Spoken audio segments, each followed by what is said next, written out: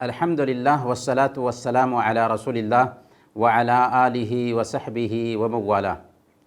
محترم بھائیوں اور بہنوں، آپ کے عمرہ کا یہ سفر ہے اور عمرہ کا سفر نہایت ہی بابرکت سفر ہوتا ہے۔ عمرے کی شروعات احرام سے ہوتی ہے، جو عمرہ کا پہلا پیلر ہے۔ احرام باندھنے کا طریقہ یہ ہے کہ میقات پر پہنچنے کے بعد احرام باندھنے سے پہلے خوب اچھی طرح سے پاک صاف ہو لیا جائے۔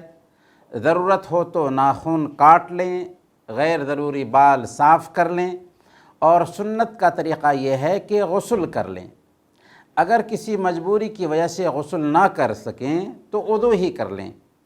غسل کے بعد مردوں کے لیے سنت یہ ہے کہ اگر میسر ہو تو خوشبو استعمال کر لیں، اور مردوں کے لیے 2 چادروں میں احرام باندھنا ضروری ہے، جس میں سے ایک تہبند کے طور پر ہوگا اور ایک اوپر میں چادر کے طور پر استعمال کر لیں گے۔ مرد کو احرام کے لیے افضل ہے، بہتر ہے کہ وہ سفید چادریں استعمال کریں، اور عورتیں جو ہے اپنے عام کپڑے میں احرام باندھیں گی، بشرطے کہ وہ موٹے ہوں اور باپردہ ہوں اور اس میں کوئی بناؤ سنگھار بھی نہ ہو۔ احرام باندھنے کے لیے کوئی نماز ثابت نہیں ہے۔ ہاں، اگر فرض نماز کا وقت ہے تو فرض نماز ادا کر لیں، اور اگر فرض نماز کا وقت نہیں ہے تو 2 رکعت وضو کی سنت ادا کرنے کے بعد احرام کی نیت کر لیں۔ البتہ اگر عورت ماہواری کے دنوں سے گزر رہی ہے، منتھلی پیریڈ کے دنوں سے گزر رہی ہے، تو ایسا نہیں ہے کہ اسے احرام نہیں باندھنا ہے، بلکہ وہ نماز پڑھے بغیر احرام باندھ لے اور احرام کی حالت ہی میں مکہ جائے اور وہاں انتظار کرے گی یہاں تک کہ پاک ہو جائے۔ اگر آپ سب کا سفر فلائٹ سے ہو رہا ہے تو گھر سے ہی احرام کا کپڑا پہن کر نکلیں، یا ایئرپورٹ پر پہنچنے کے بعد احرام کے کپڑے بدل لیں، لیکن احرام کی نیت میں داخل نہ ہوں۔ پوائنٹ یہی سمجھنے کا ہے کہ کپڑا پہن لینے سے ہم احرام کی حالت میں نہیں آتے، بلکہ نیت کرنے کے بعد احرام کی حالت شروع ہوتی ہے۔ تو احرام کی نیت نہ کر لیں، صرف کپڑے چاہے تو گھر سے پہن لیں، چاہے تو ایئرپورٹ پر پہن لیں۔ جب فلائٹ کے عملہ آپ کو بتائیں کہ ہم میقات سے گزرنے والے ہیں تو فوراً آپ عمرہ کی نیت کر لیں۔ عمرہ کی نیت کرتے ہوئے کیا کہنا ہے؟ لبیک اللہم عمرتن۔ کیا کہیں گے؟ لبیک اللہم عمرتن، اور اسی کے ساتھ تلبیہ پکارنا شروع کر دیں۔ تلبیہ کے الفاظ ہیں لبیک اللہم لبیک، لبیک لا شریک لک لبیک، ان الحمد والنعمت لک والملک لا شریک لک۔ دوبارہ سن لیجئے، لبیک اللہم لبیک، لبیک لا شریک لک لبیک، ان الحمد والنعمت لک والملک لا شریک لک۔ اس کا معنی ہوتا ہے میں حاضر ہوں، اے اللہ میں حاضر ہوں، میں حاضر ہوں، تیرا کوئی شریک نہیں، بے شک ہر قسم کی تعریف اور تمام نعمتیں تیرے لیے ہی ہیں، اور ساری بادشاہی بھی تیری ہی ہے، تیرا کوئی شریک نہیں ہے۔ گویا کہ یہ عمرہ کرنے والے کا ایک سلوگن ہوتا ہے، بار بار احرام میں داخل ہونے کے بعد اسے بولتے رہنا چاہیے۔ تو احرام میں داخل ہونے کے بعد مردوں کو چاہیے کہ وہ مکہ پہنچنے تک زور زور سے تلبیہ کی یہ کلمات پکارتا رہے، جبکہ عورتیں جو ہوں گی وہ دھیمی آواز میں یہ تلبیہ کے کلمات پکاریں گی۔ احرام میں داخل ہونے کے بعد اب کچھ کام ہے جو آپ کے اوپر حرام ہو جاتے ہیں، کیونکہ آپ نے احرام میں اپنے آپ کو داخل کر لیا ہے۔ ان کو محرمات احرام کہا جاتا ہے، یعنی وہ چیزیں جو احرام کی وجہ سے آپ پر حرام ہو جا رہی ہیں۔ وہ کیا کیا چیزیں ہیں؟ مثال کے طور پر جسم کے کسی بھی بال کو کاٹنا یا نوچنا۔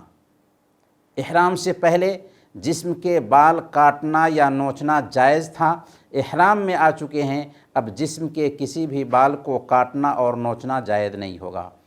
خوشبو لگانا، جنسی خواہشات کی باتیں کرنا، دستانے پہننا، جنگلی جانوروں کا شکار کرنا، جوئیں مارنا، نکاح اور منگنی کرنا، حرم کا درخت یا گھاس وغیرہ کو کاٹنا، اور مرد کے لیے سلے ہوئے کپڑوں کا استعمال کرنا اور چہرے اور سر وغیرہ کو ڈھانپنا، یہ مرد کے لیے احرام کی حالت میں منع ہے۔ یہاں تک کہ انڈر ویئر بھی نہیں پہن سکتے، بنیان بھی نہیں پہن سکتے، بالکل 2 چادر ہی استعمال کرنا ہے۔ جبکہ عورتیں سلے ہوئے کپڑے پہن سکتی ہیں، نارمل کپڑے پہن سکتی ہیں، سر کو بھی ڈھانک کر ہی رکھیں گی، پاؤں میں موزے اور جوتی وغیرہ بھی پہن سکتی ہے، البتہ عورتیں دستانے گلوز نہیں پہنیں گی اور چہرے پر نقاب نہیں باندھیں گی، لیکن پردہ برقرار رکھنے کے لیے، جو عورتیں پردہ کرنے والی ہیں، پردہ برقرار رکھنے کے لیے چاہیے کہ چادر یا دوپٹہ کو سر کے نیچے سرکا کر کے رکھیں، یہی ان کے لیے پردہ ہوگا، خاص طور پر اس وقت جب کہ غیر محرم لوگ ان کے سامنے سے گزرے۔ احرام کی حالت میں کچھ چیزیں ایسی ہوتی ہیں جو جائز ہوتی ہیں اور ہم یہ سمجھ لیتے ہیں کہ جائز نہیں ہے، تو ان کو احرام کے مباحات کہا جاتا ہے۔ مثال کے طور پر غسل کرنا یہ جائز ہے، احرام کی چادر کو بدلنا یہ بھی جائز ہے، اور اسی طریقے سے سایہ کرنا یہ بھی جائز ہے، سمندری شکار کرنا یہ بھی جائز ہے، پالتو جانور کو ذبح کرنا یہ بھی جائز ہے، اور اگر کوئی موذی جانور ہے، تکلیف دہ جانور ہے تو اسے مارنا یہ بھی جائز ہے۔ بیلٹ باندھنا، خاص طور پر کمر میں بیلٹ باندھ کر رکھنے سے سامان کی حفاظت ہو سکتی ہے، تو بیلٹ باندھنا جائز ہے۔ فارغ اوقات میں اگر کوئی کاروبار کرنا چاہتا ہے تو یہ بھی جائز ہے، لیکن اس کے لیے حکومت سے اجازت لینے کی ضرورت ہوتی ہے، اور ہم چونکہ عبادت کے لیے جا رہے ہیں تو ہر ایک آدمی تو کاروبار نہیں کرتا۔ سر یا جسم کے کسی حصہ کو کھجلانا، اور اس صورت میں اگر بال وغیرہ گر جائے تو اس میں کوئی حرج نہیں۔ اسی طرح سردی سے بچنے کے لیے احرام کے اوپر لحاف وغیرہ اگر اوڑھنا چاہیں تو اس بات کی بھی گنجائش ہے، اوڑھ سکتے ہیں۔ اب طواف کا کام شروع ہوگا، کیونکہ آپ احرام میں داخل ہو گئے اور تلبیہ پکارتے ہوئے آپ مکہ آ چکے ہیں، تو مکہ میں داخل ہونے کے بعد جہاں ٹھہرنے کا ارادہ ہو وہاں جائیں اور سامان رکھ دیں۔ بھوک کا اگر احساس ہو رہا ہو تو معمولی کچھ کھا پی بھی لے سکتے ہیں، اور سستی اگر چھائی ہوئی ہے تو کچھ آرام بھی کر سکتے ہیں۔ پھر باوضو ہو کر کعبہ کی طرف روانہ ہوں۔ مسجد حرام میں داخل ہوتے وقت پہلے دایاں پیر اندر کریں اور صحیح مسلم کی یہ دعا پڑھیں۔ دعا کیا ہے؟ اللہم انی اعوذ بوجہک الکریم وسلطانک القدیم من الشیطان الرجیم، بسم اللہ والصلاة والسلام علی رسول اللہ، اللہم افتح لی ابواب رحمتک۔ یہ دعا یاد نہیں تو یاد کر لیں، کیونکہ ہم نہایت ہی بابرکت سفر پر نکل رہے ہیں، تو اس کے ایک ایک لمحے کی جو دعائیں ہیں وہ ہمیں ازبر ہونی چاہیے۔ اب آپ حرم شریف میں داخل ہو چکے ہیں، جو ہی کعبہ پر نظر پڑے اپنی نظریں کعبہ پر جما دیں اور اسے دیکھ کر سنن بیہقی اور مصنف ابن ابی شیبہ کی یہ دعا پڑھیں۔ دعا کیا ہے؟ اللہم انت السلام ومنک السلام فحینا ربنا بالسلام۔ اللہم انت السلام ومنک السلام فحینا ربنا بالسلام۔ اے اللہ تو سلام ہے اور تجھی سے سلامتی ہے، اے ہمارے رب ہمیں سلامتی کے ساتھ زندہ رکھ۔ مسجد حرام میں پہنچ کر تحیۃ المسجد کی 2 رکعت ادا کرنے کی قطعاً ضرورت نہیں ہے، کیونکہ حرم مکی کا تحیہ طواف ہی ہے۔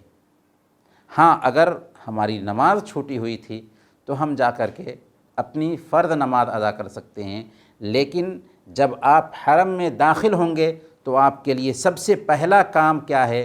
طواف کرنا ہے۔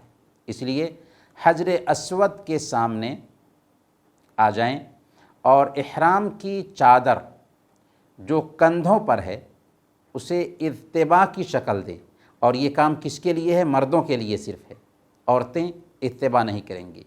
اتباع کیا ہے اسے سمجھ لینا ہے۔ اتباع کہتے ہیں احرام کی 2 چادروں میں سے اوپر والی جو اوڑھنے کے لیے چادر ہے، اس چادر کو دائیں بغل سے نیچے نکال کر بائیں کندھے پر ڈالنا اور دایاں کندھا جو ہے اسے کھلا رکھنا۔ اتباع کرنے کے بعد اگر ممکن ہو سکے تو حجر اسود کو بسم اللہ اللہ اکبر کہہ کر بوسہ دیں۔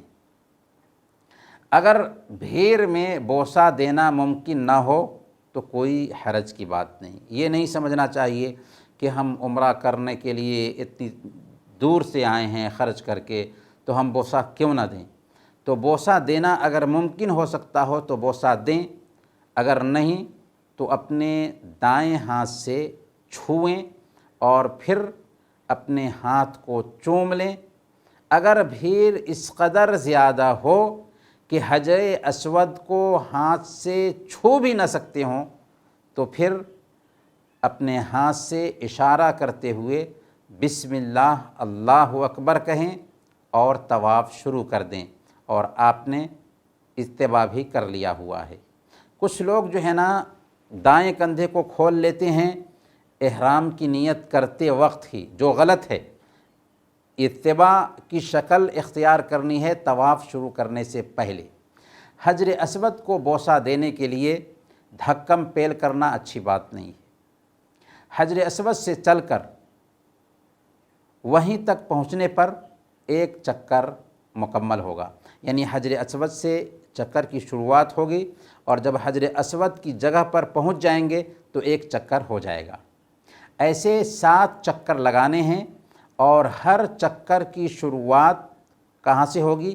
حجر اسود سے ہی ہوگی، اور ہر چکر کی شروعات سے پہلے حجر اسود کو بوسہ دے سکتے ہوں تو بوسہ دے دیں، یا بوسہ نہ دے سکتے ہوں تو ہاتھ سے چھوئیں یا اس کی طرف اشارہ کر کے بسم اللہ اللہ اکبر کہہ لیں، یعنی بسم اللہ اللہ اکبر کہہ کر کے ہر چکر کی شروعات ہوگی، اور کہاں سے؟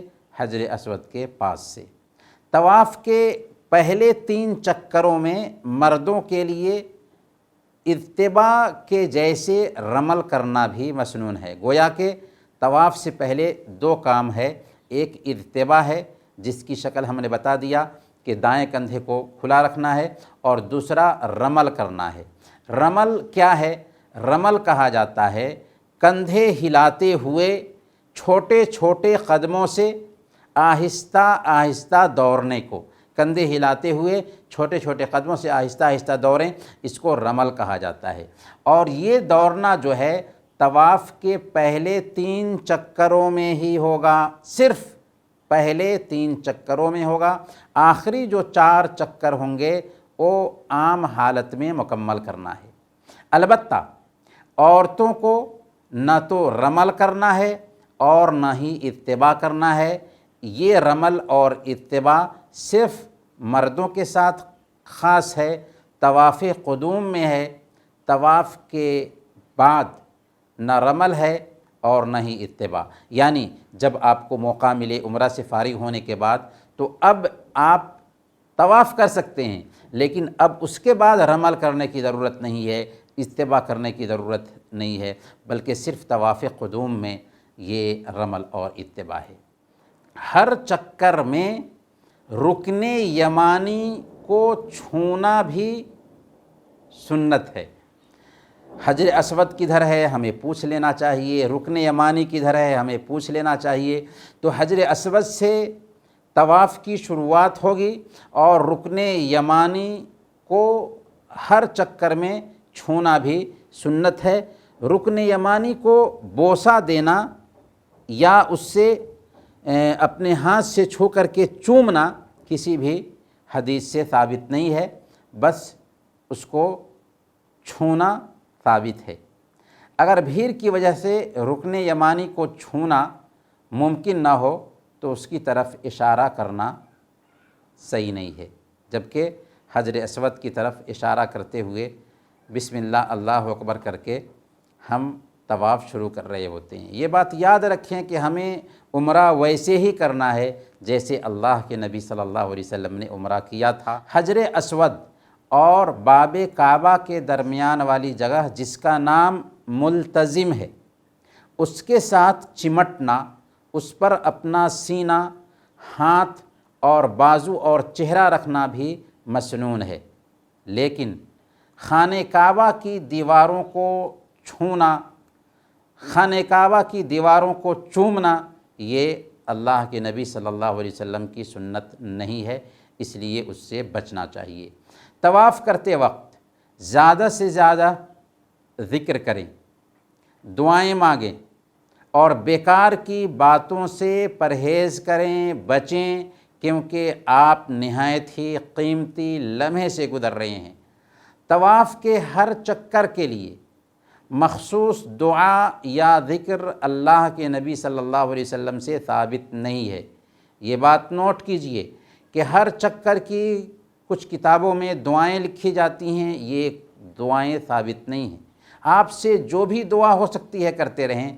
ہاں، سنن ابی داؤد کی ایک حدیث میں اللہ کے نبی صلی اللہ علیہ وسلم نے رکن یمانی اور حجر اسود کے درمیان ایک دعا پڑھی ہے، آپ سے ثابت ہے، لہذا ہمیں بھی چاہیے کہ رکن یمانی اور حجر اسود کے بیچ میں یہ دعا کریں۔ دعا کیا ہے؟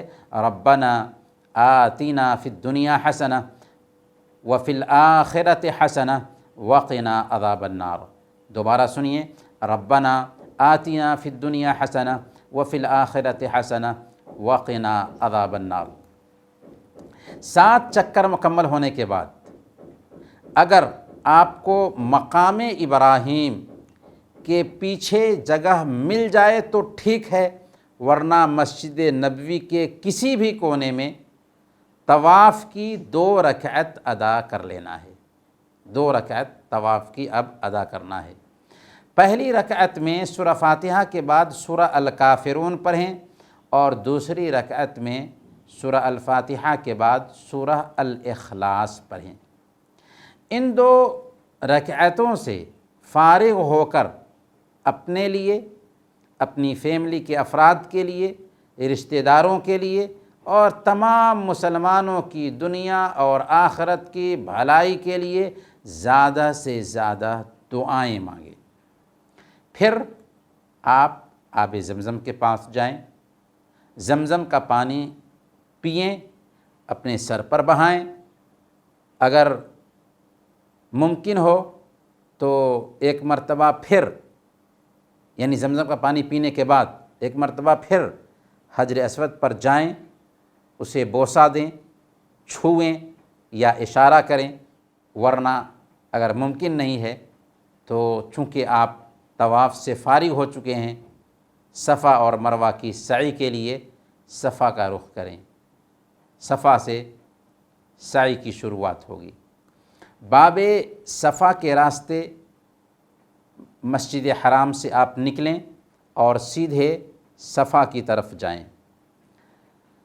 صفا پہاڑی پر چڑھ کر یہ آیت کریمہ پڑھیں، ان الصفا والمروۃ من شعائر اللہ فمن حج البیت او اعتمر فلا جناح علیہ ان یطوف بہما ومن تطوع خیرا فإن اللہ شاکر علیم۔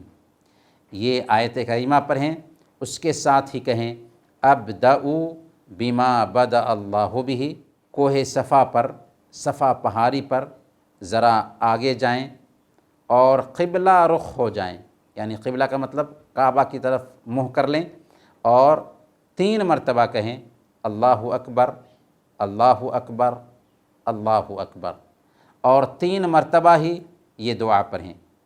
دعا کیا ہے؟ لا الہ الا اللہ وحدہ لا شریک لہ لہ الملک ولہ الحمد یحیی و یمیت وہو علی کل شیء قدیر لا الہ الا اللہ وحدہ انجز وعدہ ونصر عبدہ وہزم الاحزاب وحدہ۔ کتنی مرتبہ پڑھنا ہے؟ 3 مرتبہ اسے پڑھنا ہے۔ اس کا معنی ہوتا ہے کہ اللہ کے علاوہ اور کوئی معبود برحق نہیں، اس کا کوئی شریک نہیں، ہر قسم کی تعریف اسی کے لیے ہے، وہی زندہ کرتا ہے، وہی مارتا ہے، اور وہ ہر چیز پر قدرت رکھتا ہے، طاقت رکھتا ہے۔ اللہ کے سوا کوئی معبود برحق نہیں، اس نے اپنا وعدہ پورا کیا اور اپنے بندے کی مدد فرمائی، اور اکیلے اس نے تمام سرکش جماعتوں کو شکست دے دی۔ تو یہ دعا 3 مرتبہ پڑھ چکنے کے بعد اپنے لیے، اپنی فیملی کے افراد کے لیے، اپنے رشتہ داروں کے لیے، تمام مسلمانوں کے لیے دین اور دنیا کی بھلائی کی دعائیں کریں۔ کہاں پر؟ جب کہ آپ صفا کی پہاڑی پر ہیں۔ صفا اور مروہ کے بیچ 7 چکر لگانا ہے، جس میں یہ بات نوٹ کیجئے، صفا سے مروہ 1 چکر اور مروہ سے صفا دوسرا چکر گنا جائے گا۔ گویا کہ صفا سے مروہ 1 چکر اور مروہ سے صفا دوسرا چکر ہوگا۔ پہلے چکر کی شروعات صفا سے ہوگی اور آخری 7واں چکر کہاں پہ ختم ہوگا؟ مروہ پہ ختم ہوگا۔ صفا سے نیچے کی طرف اتریں اور سعی شروع کریں، یعنی چکر لگانا شروع کریں۔ سعی کی جو چال ہوگی معمول کے مطابق ہوگی، نارمل چال ہوگی۔ صرف آپ جب چکر لگاتے ہوئے جائیں گے تو ایک جگہ پر گرین رنگ کے ستون ملیں گے، وہاں پہنچیں تو وہاں ذرا باوقار طریقے سے دوڑنے کی کوشش کریں، اور یہ دوڑ صرف مردوں کے ساتھ خاص ہے، عورتیں وہاں بھی نارمل چال چلیں گی۔ مروہ پر پہنچنے کے بعد 1 چکر آپ کا پورا ہو جائے گا، کیونکہ صفا سے چکر کی شروعات ہوئی تھی، مروہ پہ جائیں گے تو 1 چکر ہو جائے گا۔ اب یہاں بھی وہی دعائیں کریں جو صفا پر کیے تھے۔ ہم نے جو دعائیں بتائی ہیں صفا پر کرنے کی، وہی دعائیں مروہ پر بھی کرنی ہے۔ پھر واپس صفا کی طرف آئیں، یعنی مروہ سے پھر صفا کی طرف آنا ہے۔ راستے میں پہلے کی طرح ہی جب گرین ستونوں کے بیچ پہنچیں تو وہاں پر دوڑیں۔ صفا پر جب پہنچ جائیں گے تو آپ کا دوسرا چکر بھی مکمل ہو جائے گا۔ کچھ لوگ یہ سمجھ لیتے ہیں کہ صفا سے پھر صفا تک 1 چکر ہوگا، حالانکہ صفا سے مروہ 1 چکر اور مروہ سے صفا دوسرا چکر شمار ہوتا ہے۔ اس طرح 7 چکر پورا کریں، آخری چکر مروہ پر ختم ہوگا۔ سعی کرتے وقت ذکر، دعا اور قرآن کی تلاوت میں لگے رہیں۔ خاص ہر چکر کے لیے کوئی دعا ثابت نہیں ہے، آپ جو بھی دعا چاہیں اپنی زبان میں کریں، عربی میں کریں، دعا کی کتاب سے پڑھ کر کریں، سب کی گنجائش پائی جاتی ہے۔ صفا اور مروہ کی سعی سے فارغ ہونے کے بعد مرد حضرات اپنے سر کے بال مڈوا لیں، اور یہ افضل ہے، یا چھوٹا کرا لیں، لیکن مڈوانا جیسا کہ کہا کہ افضل ہے۔ اور عورتیں اپنی چوٹی کے بالوں کو جمع کر کے صرف انگلی کے پور کے برابر بال کاٹ لیں گی، لیکن سارے بالوں کو جمع کرنے کے بعد انگلی کے ایک پور کے برابر بال کاٹ لیں گی، اور یہ عورتیں بھی ایسا کر سکتی ہیں۔ اس طرح آپ کا عمرہ مکمل ہو چکا ہے۔ آپ نے دیکھا کہ عمرہ میں صرف آپ کو 4 اہم کام کرنے ہوتے ہیں۔ سب سے پہلے میقات سے احرام باندھنا، اور اگر فلائٹ کا سفر ہے تو میقات کے پاس سے گزر رہے ہیں تو احرام باندھ لیں۔ دوسرے نمبر پر کعبہ کا 7 چکر لگانا، اور تیسرے نمبر پر صفا اور مروہ کی 7 مرتبہ سعی کرنا، اور چوتھے نمبر پر جو آخری کام ہے سر کے بال مڈوانا یا کٹوانا، اور بہنوں کے لیے یہ ہے کہ انگلی کے پور کے برابر بال نیچے سے کاٹ لیں۔ اسی کے ساتھ آپ کا عمرہ مکمل ہو چکا ہے۔ اس سفر کو جو قابل مبارکباد ہے، نہایت ہی قیمتی سفر سمجھیں۔ اخلاص اور نبی صلی اللہ علیہ وسلم کی تابعداری کی اہمیت کو یاد رکھیں کہ یہی 2 چیزیں عمل کے قبول ہونے کی شرطیں ہیں، یعنی جو بھی عمل کریں صرف اللہ کے لیے ہو، اس میں دکھلاوا نہ آئے، اس میں ریا و نمود نہ آئے، اور نبی صلی اللہ علیہ وسلم کے طریقے کے مطابق وہ عمل ہو۔